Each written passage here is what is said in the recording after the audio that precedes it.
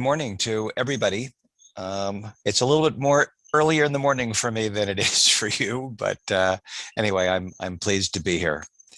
Let me try to share my screen. I want to share sound with you as well.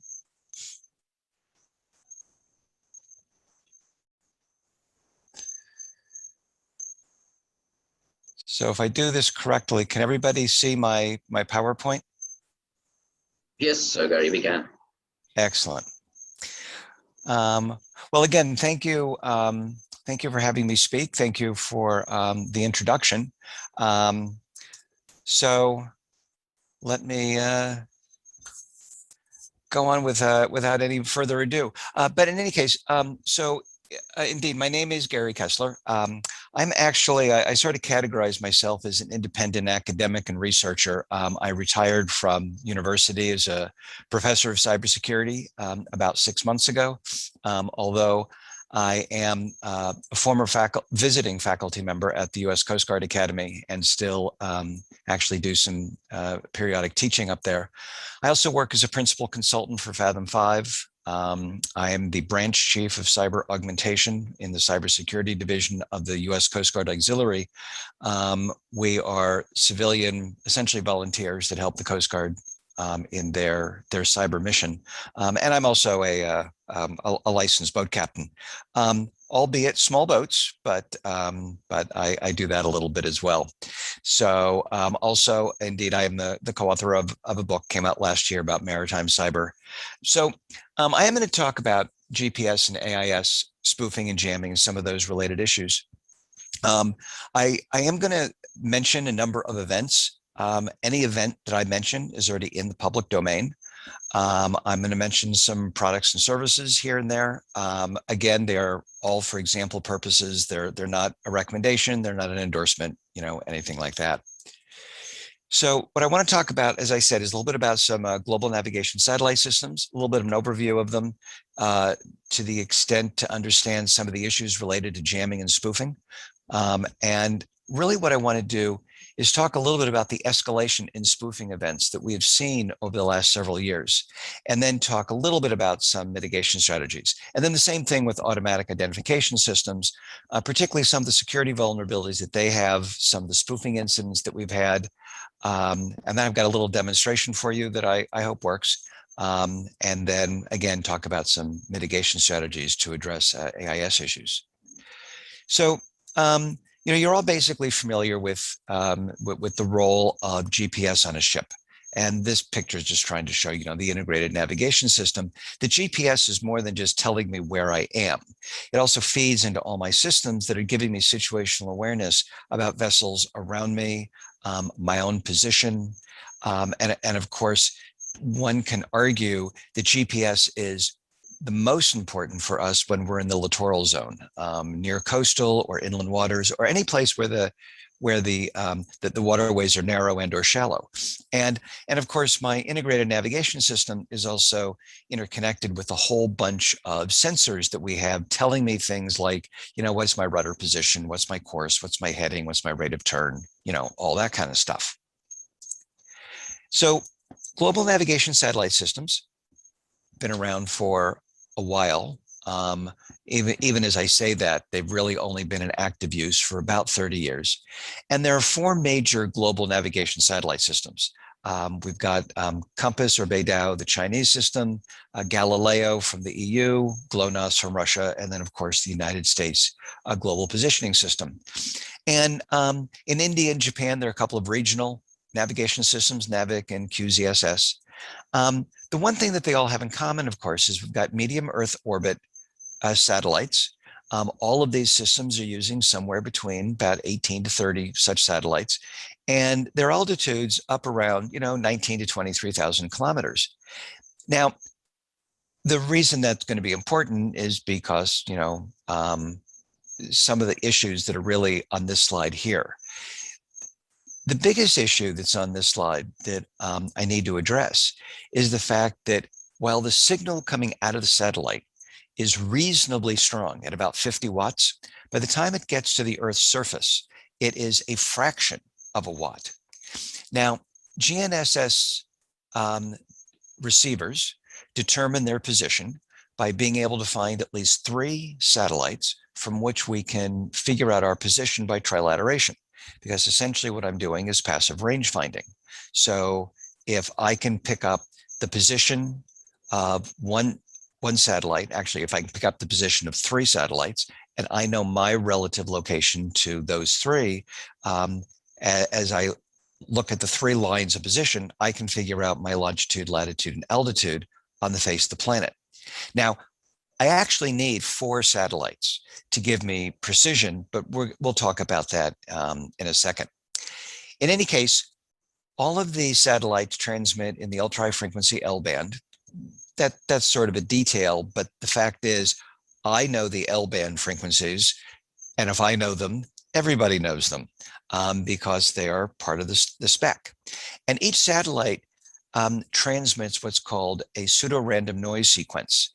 And that pseudo-random noise sequence is just a unique pattern of zeros and ones, is once retrieved from the signal, is the way that a receiver can figure out which satellite it is right now listening to. Now, all of the satellites are transmitting in the same frequency. GPS, for example, in the L band, there's only 3 frequencies that are being used. So all the transmissions are sharing the same frequency, and they're coming in at very low power. So you can imagine that the receiver is doing a lot of very, very serious signal processing. Now, as an aside, satellites use something called code division multiple access. The movie actress Hedy Lamarr, who is responsible for a number of patents, she and a co-inventor, George Antheil, they're the ones who invented CDMA.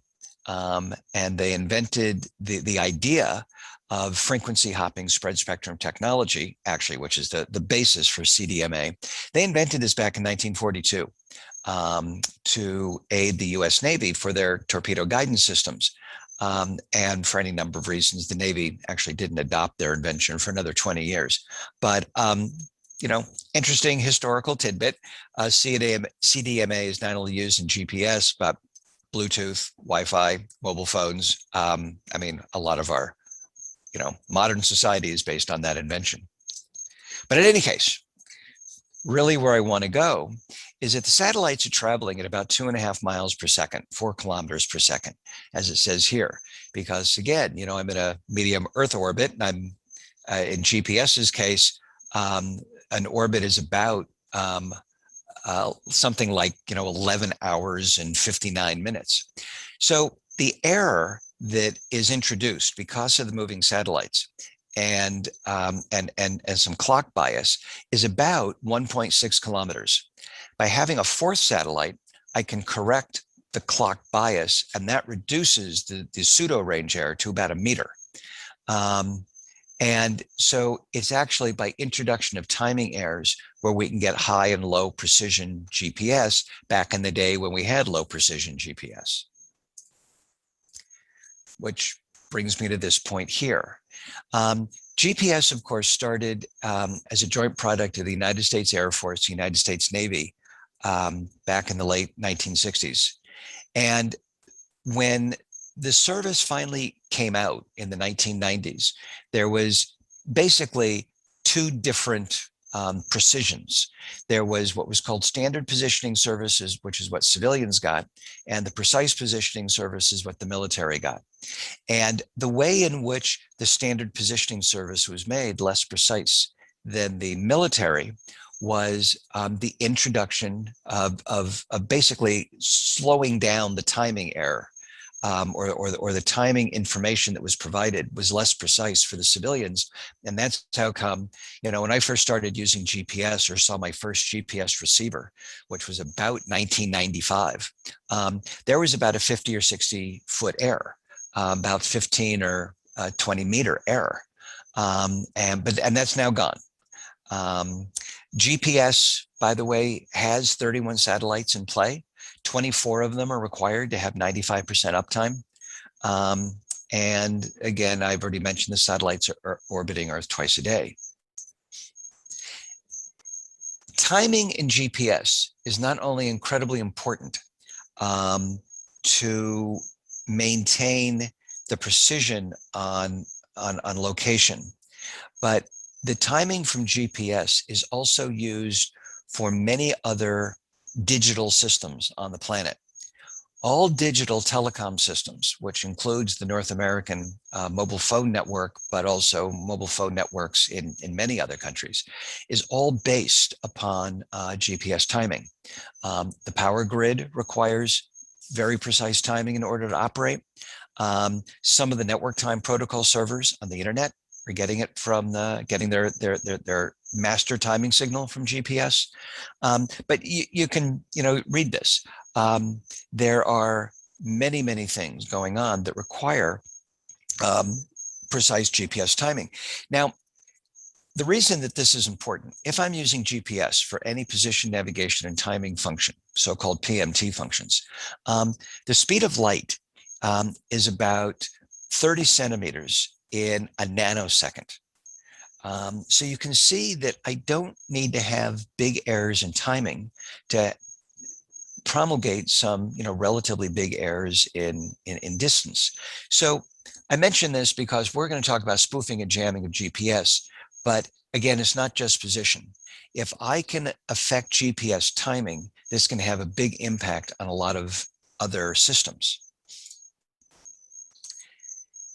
One of the first times we started to hear about jamming of GPS signals as an issue within the maritime transportation sector was a little over 5 years ago, about 5.5 years ago. And the United States Coast Guard issued an alert talking about the fact that there had been a number of GPS jamming or disruption reports coming out actually in the summer of 2015. What the image here on the picture is trying to show is this. I've already mentioned the fact that the signal that we get from space is relatively low power. So it requires a lot of signal processing on the devices to be able to discern what is signal from what is noise. The channel that is shown here, the 1575 megahertz frequency, actually is Galileo.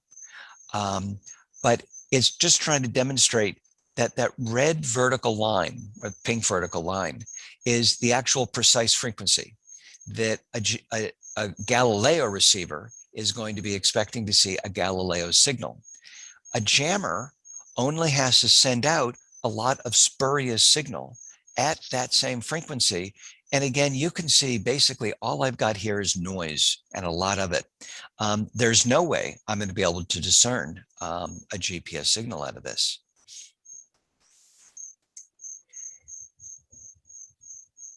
In 2013, a team from the University of Texas at Austin did what was at the time certainly not well known to the public. They did their first test of GPS spoofing, and they did this for officials, certainly in the United States, and basically using cheap commercial off-the-shelf products, they were able to send signals to a yacht to cause the yacht in the Mediterranean Sea to go off its course. Now, civilian GPS signals are not encrypted. Military signals are encrypted. And so the spoofing that they were able to do basically was to take over the input that the shipboard crew saw, and they responded to fake signals. So actually, I have a video, and it's about 1.5 minutes. Hopefully my sound will come through. And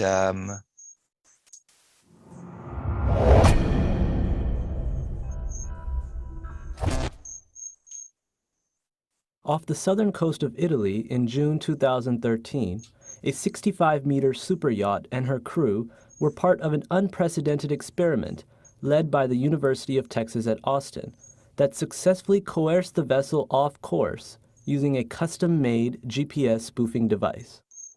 30 miles from land, the crew's sense of the ship's location is based entirely on civil GPS signals broadcast from orbiting satellites. A UT student, serving as the attacker, commands the spoofing device to transmit faint counterfeit signals towards the ship's antennas.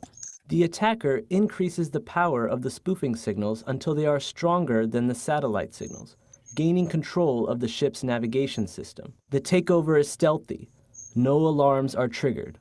Once in control, the attacker initiates a 3-degree change to the ship's course. The ship's navigation system reports that the vessel is drifting slowly to the left. The false location is represented here by the ghost ship. The crew applies a course correction to bring the ghost ship back onto the intended path. In reality, the ship is now on the attacker's course.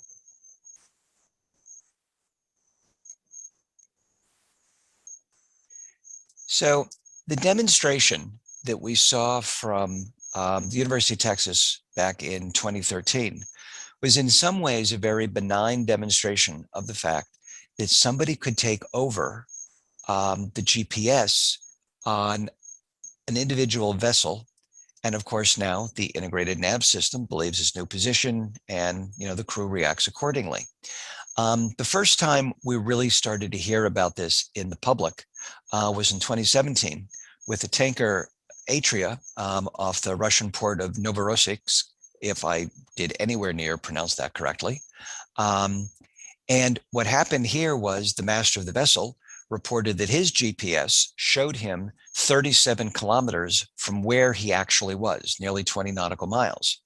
Now, it turned out that when they reviewed the AIS traces, it was not just Atria that found themselves 37 kilometers away in the middle of an airport, but there were at least 20 vessels. And so here's the picture of where the ship was, and there's its latitude and longitude. And there's a picture of the display of the GPS on board the vessel, where again, showing that it was in the middle of this airport. Now, of course, at that time, there were a whole bunch of ships that were finding themselves all in that area. And effectively what the skipper was saying was not only having all these alarms go off, proximity alarms to other vessels, but when one looked at the relative strength of all the satellite signals, they were all equal, which basically is next to impossible. Although the signal strength is going to be small from all the satellites, it's going to be different because you're a different distance from all the satellites you're looking at. Now, of course, the master is no fool. GPS is telling him he's in the middle of an airport. He goes outside and he looks around and says, no, I'm in the middle of the ocean and there's no ships on top of me. But this was one of the first alarms that came out showing us that, of a GPS spoofing event. Over time, the next year, there were reports all over the Eastern Med, as well as the Red Sea, many reports of GPS, either loss of signal, jamming or accuracy issues, or other GPS forms of interference. A German organization sent a ship, actually a ship that was going around the Med, and basically took snapshots of where it was finding these things. And again, so these things also continued into 2019. Many of you may remember the Stena Impero, a UK oil tanker that was seized in the Strait of Hormuz just about 2 years ago. And Iran claimed that the Impero had violated international law by invading their waters. And the trace of the route of the Stena Impero showed that she was, basically keeping to the middle of the straits, which was international water, and then all of a sudden took a turn to the north. And there has been widespread belief based upon, evidence from a number of sources that her GPS was spoofed, causing her to turn north in what she thought was a course correction. But the real escalation in GPS spoofing, really we started to see also a couple of years ago. And the first time we heard about this was in the port of Shanghai with a vessel called the Manikai. And basically the Manikai was going to the berth to which she had been instructed. And during that period of time on the Gnss showed other vessels moving about in irregular, irregular speeds, irregular courses, so irregular that the captain finally, took out his binoculars to look around to find that the vessel that was moving, reportedly moving, had actually never left her dock. And when the spoofed data was examined, what they found was that the bulk of the spoofed positions, when plotted on a chart, formed a circle, and these became called, crop circles. Well, the crop circle spoofing found in Shanghai, evidence has also been shown in Tehran. But in all of these cases, it was showing, vessels spoofed to multiple positions. And so that was, as I said, unusual and sort of an increase in the spoofing. And then last year, the year before, we started to see a lot of circle spoofing incidents hovered around the Point Reyes area north of San Francisco on the west coast of the United States. But what made this, again, a step up was the fact that the vessels that were being spoofed were all in the Eastern Hemisphere. So in some cases, there was spoofing where ships believed that their position was in off the coast of San Francisco in California, and they were in some cases, 10,000 miles away. There have been any number of other notable spoofing incidents that occurred in 2018, 2019, and 2020. Many of these related to fishing fleets, and fishing fleets located just outside the exclusive economic zone, the EEZ, around the Galapagos and around Argentina. And, again, violation of local fishing regulations has been another issue that we've seen. Now, a little over 2 years ago, an organization called the Center for Advanced Defense Studies put out a report describing a lot of suspected spoofing incidents based upon information that's been gathered by the International Space Station. And much of this has been connected back to Russian military activities. It's a very interesting report talking about, where these incidents are occurring, when they are occurring. But the major takeaway is that GNSS spoofing, the technology is now cheap, and it is now not technology that only a nation state can afford. And so it makes it something that obviously everybody within the MTS has to be, very aware of and, again, obviously very concerned about. Now, there are a number of ways to mitigate GNSS issues. There are products you can buy, and some of these are becoming quite standard in, again, off-the-shelf GNSS products. Products can usually detect a signal distortion at the moment that the bogus signal overpowers the legitimate signal. And that's why some of the stealthy spoofing starts with very, very low power signals and then eventually overwhelm the legitimate signal, because that's the way a new satellite would come on your horizon. But there's still ways of detecting the blip if the bogus signal is not terribly stealthy. You can also determine when bogus signals are coming from a different direction than the legitimate signal should be coming from.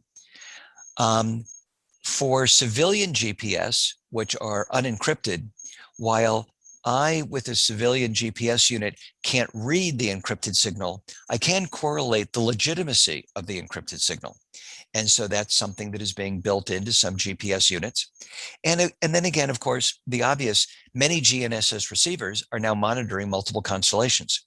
There have been reports that U-2 pilots are using watches that support all 4 of the global nav systems.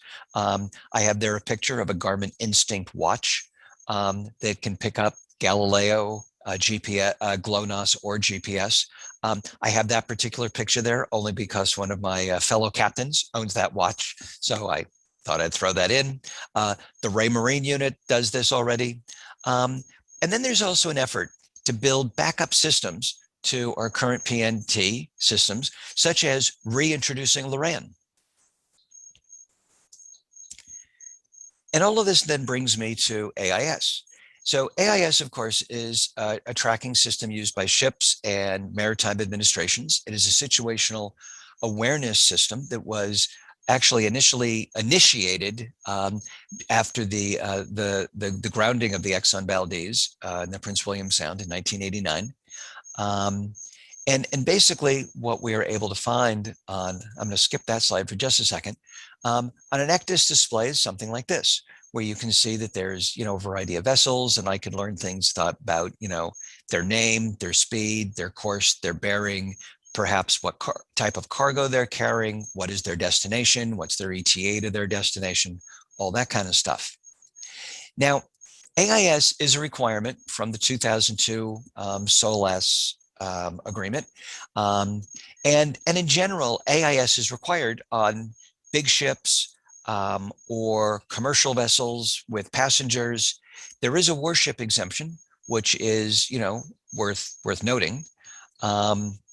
But in any case, where I'm going with that is AIS has a number of security vulnerabilities, and these have been reported on, notably by Trend Micro was the first that came out with papers about this. And again, I mean, these are known security vulnerabilities, because during the design phase of AIS and then primarily in the 1990s, no one was thinking about how do I build security into this system, because it didn't dawn on anybody that anybody was going to try to attack the system. Now, I do have to say that the commercialization of the internet started really in about 1990.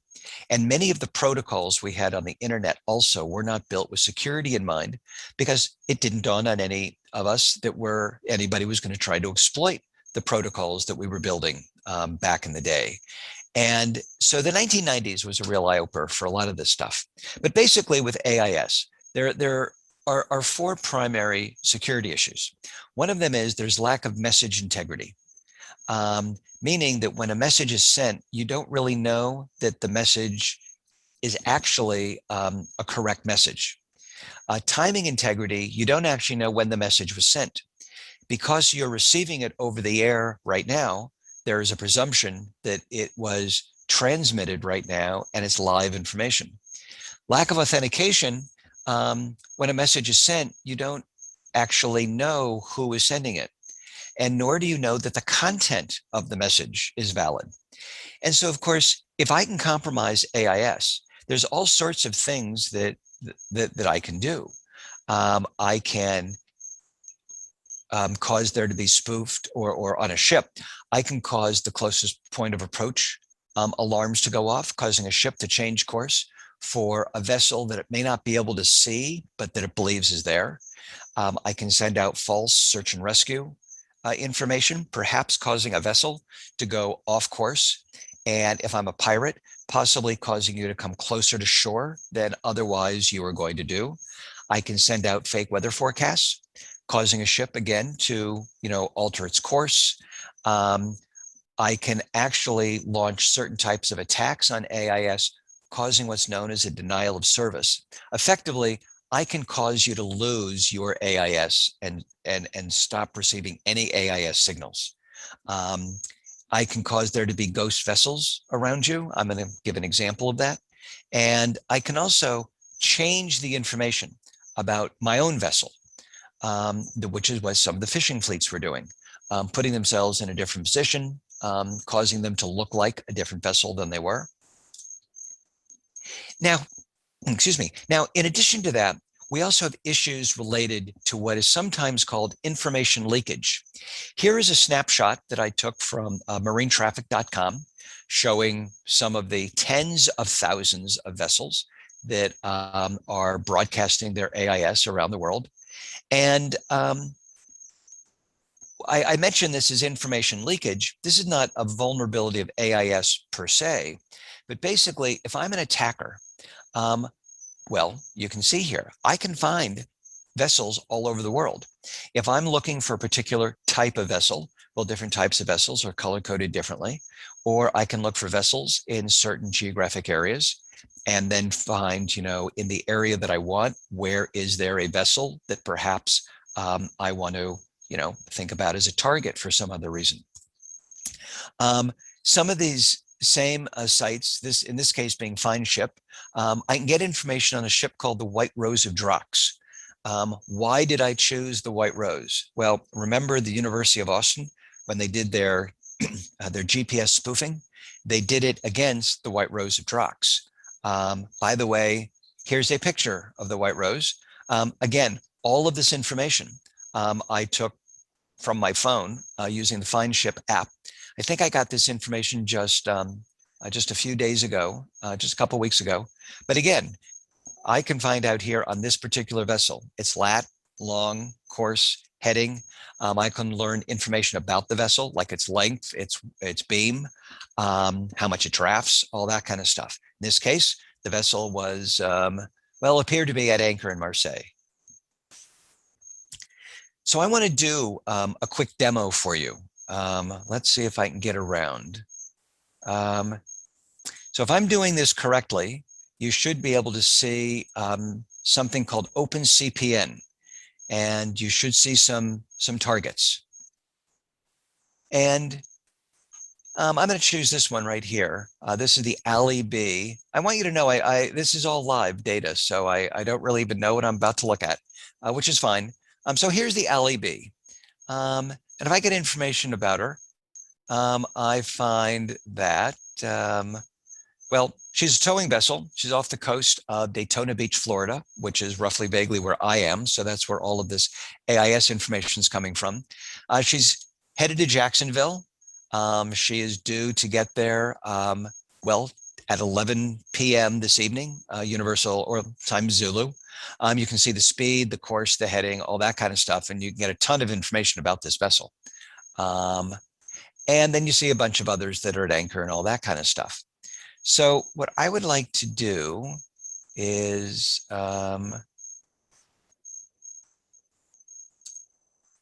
there we go. I'm going to go back to my OpenCPN screen here.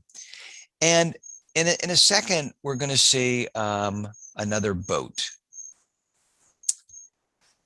And there she is. Okay, so this is the Sea Fox. And if we get information about the Sea Fox, we can learn some information about the Sea Fox. Again, have a course and a heading. In this case, we see that she's turning about at a turn rate of 5 degrees every 30 seconds, turning to the right. Now, this information, by the way, is legit and it's real. The problem is that the Sea Fox was actually there in February of this year. But right now, the information is being shared on my my OpenCPN screen. Now, I'm not broadcasting this by radio. I'm broadcasting this on my computer. So we are the only ones that can see the Sea Fox right now. And there's a couple of other boats. I think the Jupiter down here is another one that was also here in February. I'm basically just replaying the information.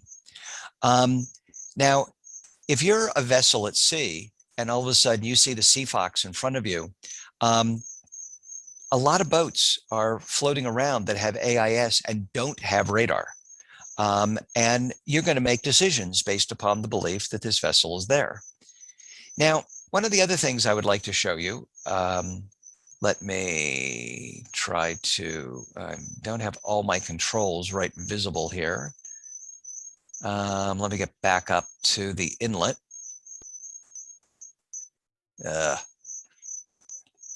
I'm supposed to have a plus and minus, not seeing them all that well.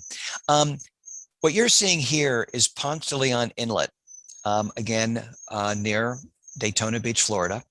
And the mariners among us will recognize in the IALAB system where I live, red right returning.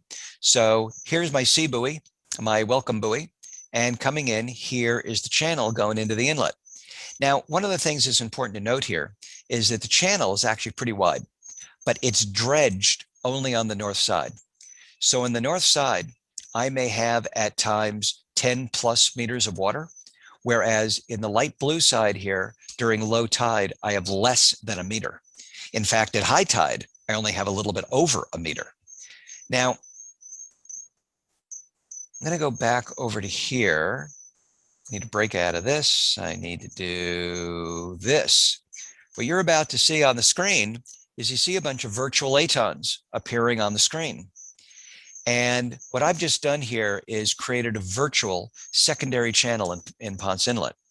And so here is my junction buoy, if you will, that indicates the primary channel should leave this marker on the starboard side. And in fact, I'm going to show you that.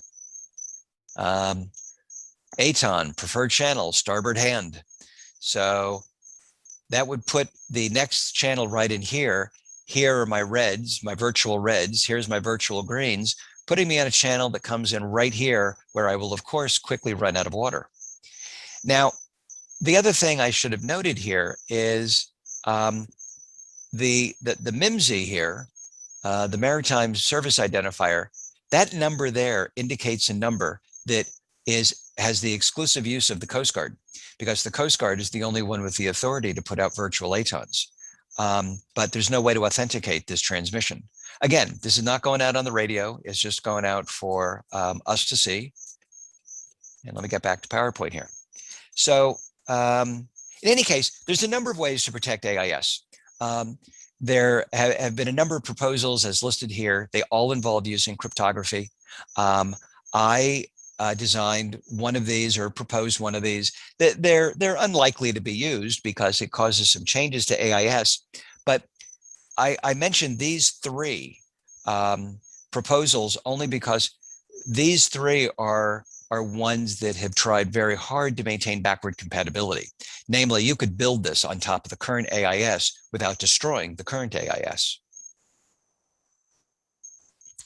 Anyway, here's a picture of my wife trying to herd fish, which I always think is an appropriate picture for a talk like this. I think that many people in the MTS have heard about GPS spoofing and GPS jamming, and the same with AIS.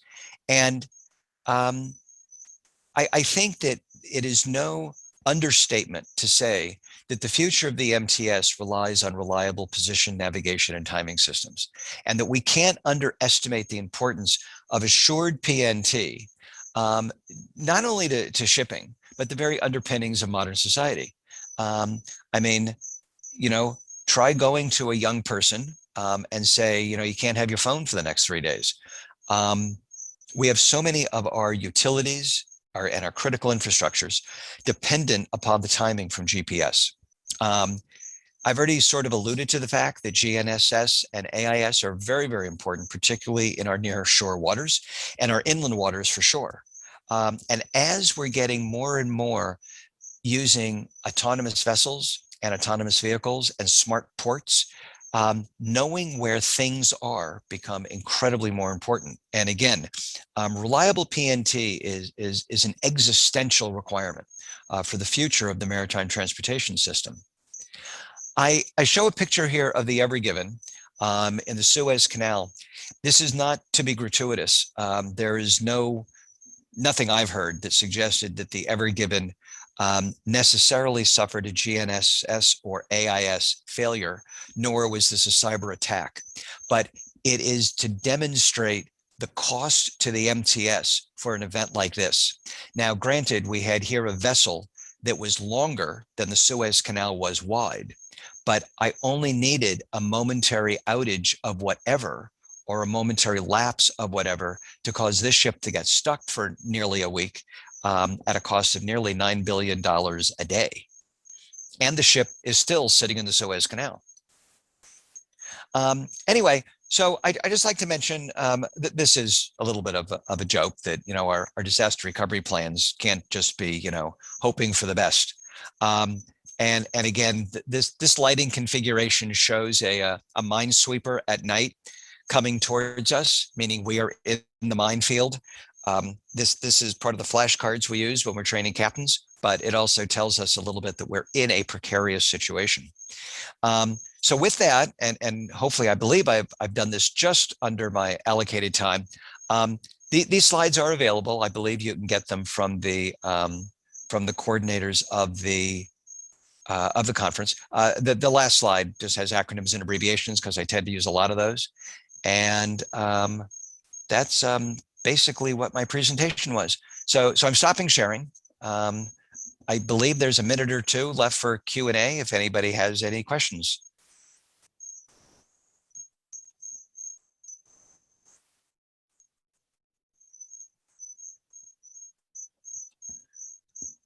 Thank you for the comments that I'm seeing in the chat. I'm not seeing any questions yet, but okay,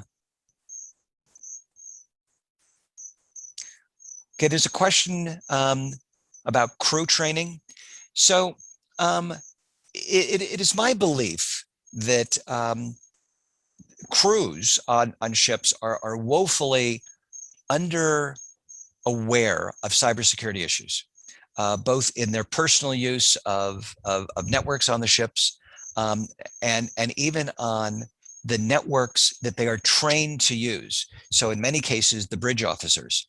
I think bridge officers are also woefully undereducated and undertrained about how to differentiate, for example, between what might be a cyber attack on their system versus what is a legitimate, if you will, failure of the system.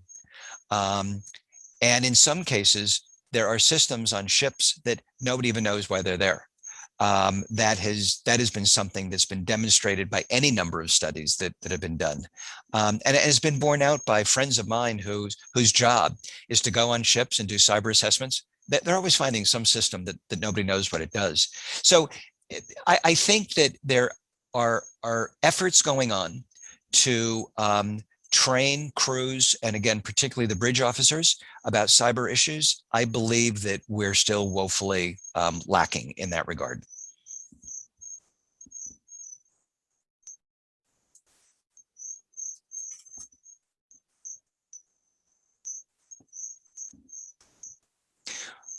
Well, I believe that my session is pretty much over. Time's up. I guess I'm grateful for the extra minute or two. I thank you all for your attention. Again, my contact information is in the slides if anybody wants to ping me with any questions or anything. And with that, I hand this back to the organizer.